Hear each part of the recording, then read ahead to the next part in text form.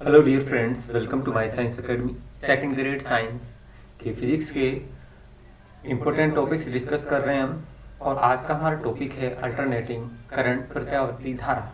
तो देखिए इसमें किस तरह के क्वेश्चन बन सकते हैं और प्रीवियस ईयर में किस तरह के क्वेश्चन यहाँ से पूछे गए हैं। तो देखिए अल्टरनेटिंग करंट, प्रत्यावर्ती धारा। तो देखिए तब तार मीटर होता है वो प्लेटिनम इरेडियम मिश्र धातु का बना होता है और इसके लिए रेखीय प्रसार गुणांक क्या होता है, अधिक होता है। इसमें जो विक्षेप है वो धारा के क्या होता है, समानुपाती होता है, यानी कि धारा के वर्ग के समानुपाती होता है। तो इसके लिए जो विक्षेपक अनुपात है वो होगा, यदि हम थीटा के मान निकालें, आई का मान 1, 2, 3, 4 रखें तो ये आता है हमारे पास 1, 4, 9, 16।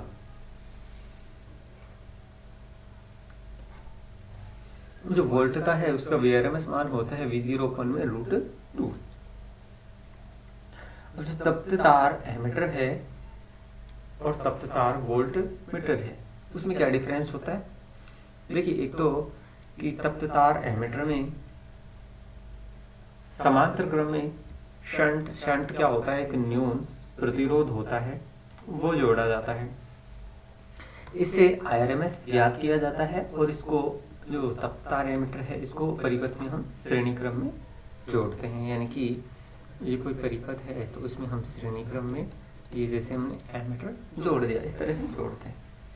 तप्त तार वोल्टमीटर, इसमें क्या होता है, श्रेणी क्रम में उच्च प्रतिरोध जोड़ा जाता है और इससे हम जो VRMS है उसका मापन करते हैं और परिपथ में इसको समांतर क्रम में जोड़ा जाता है। जैसे ये कोई परिपथ है उसमें ये समांतर क्रम में हमने वोल्ट मीटर जोड़ दिया। नेक्स्ट देखिए, जो प्रत्यावर्ती धारा का औसत मान उसे हम इस तरह से लिख सकते हैं।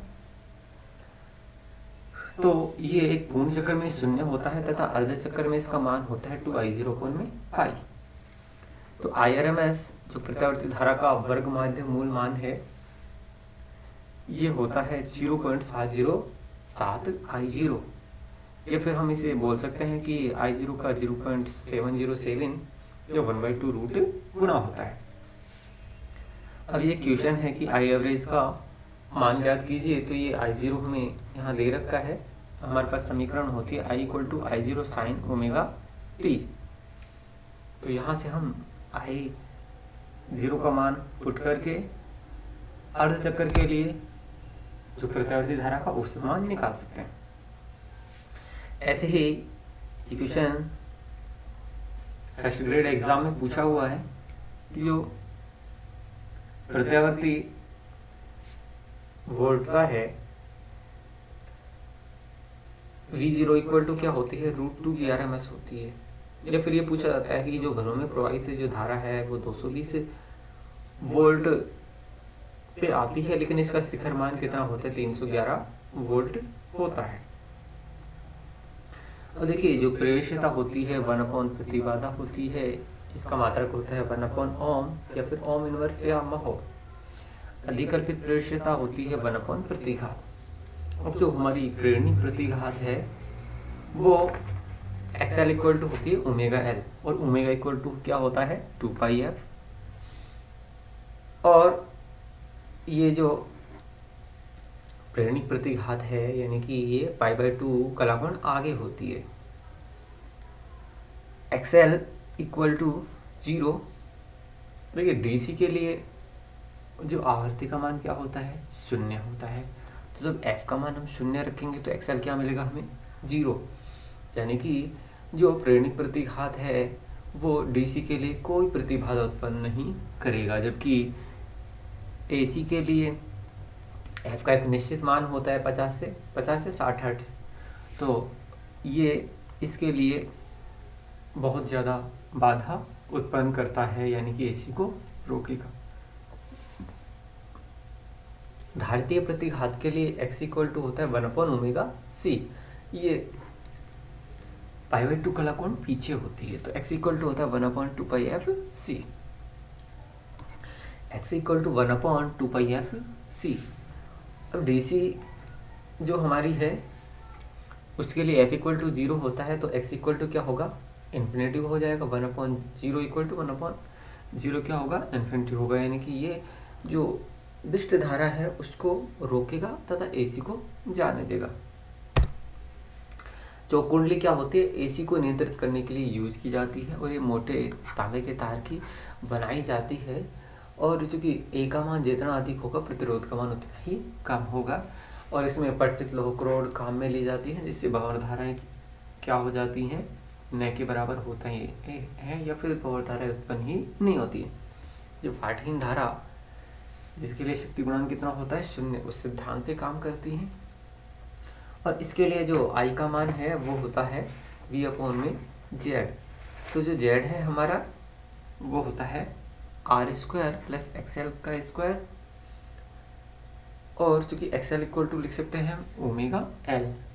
आगे हम ओमेगा को 2πf लिख के और भी इसे विस्तार कर सकते हैं। शक्ति गुणांक क्या होती है, P एवरेज अपन में PI।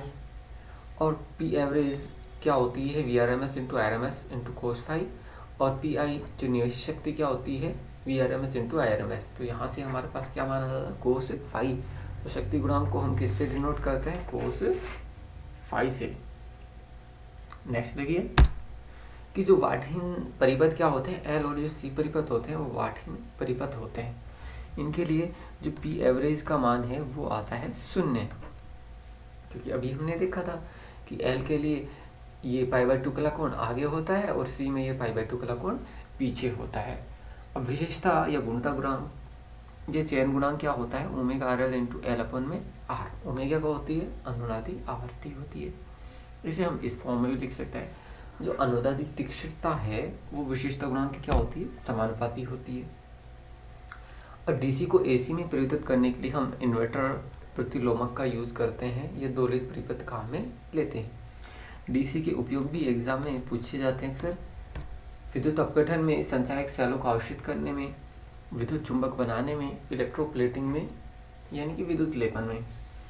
LC को इसमें मापा जाता है सेकंड में। तो LC √LC को सेकंड में मापा जाता है, तो LC क्या होगा, सेकंड स्क्वायर। तो इसकी बीमा क्या हो जाएगी, m0L0 T²। LCR परिपथ में अनुनाद की स्थिति में जो प्रतिबाधा क्या होती है, यानी कि जो प्रतिबाधा Z क्या होती है, मिनिमम होती है। अनुनादी आवर्ती FR क्या होती है, I इक्वल टू V/Z। तो V/√R² plus XL minus XC का होल स्क्वायर, या फिर V/√R² plus ωL minus 1/ωc का whole square. I maximum equal to V/Z minimum. और प्रतिबाधा क्या होती है, मिनिमम होती है यहाँ अनुनादी आवर्ती की कंडीशन में। XL इक्वल टू XC, तो ωRL, और ये क्या होता है 1/ωRC, यानी कि ωR² इक्वल टू 1/LC। तो ये अनुनादी आवर्ती होती है।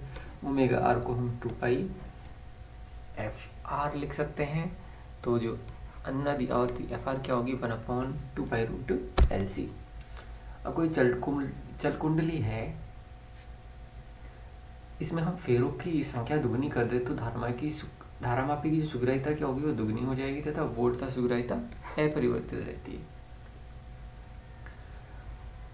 अब जैसे ये न्यूमेरिकल दे रखा है तो शक्ति गुणांक हम इससे ज्ञात कर सकते हैं। ऊपर हमारा कुल प्रतिरोध R आ जाएगा और नीचे हमारा जो श्रेणी प्रतिघात है वो आ जाएगा। तो ये आ जाती है 0.5। एक श्रेणी LCR परिपथ की अनुनाद की स्थिति में अगर समंजित करें तो उसकी प्रतिबाधा क्या होगी, R होगी। LCR परिपथ में जो ωR है वो उसके लिए धारा अधिकतम होती है, तो ये कितना होता है 1/√LC। एक कुंडली में उच्च प्रेरकत्व और अल्प ओमीय प्रतिरोध के द्वारा Q गुणांक बढ़ता है। सेकंड करियर 2018 में क्वेश्चन पूछा गया कि LCR परिपथ में न्यूनतम प्रतिबाधा कितनी होती है, Z minimum equal to R होती है। वोल्टता एवं धारा में कलांतर कितना होता है, 0 होता है तथा अनुनाद की स्थिति में जो हमारा शक्ति गुणांक है वो कितना होता है, 1 होता है। Thanks for watching the video.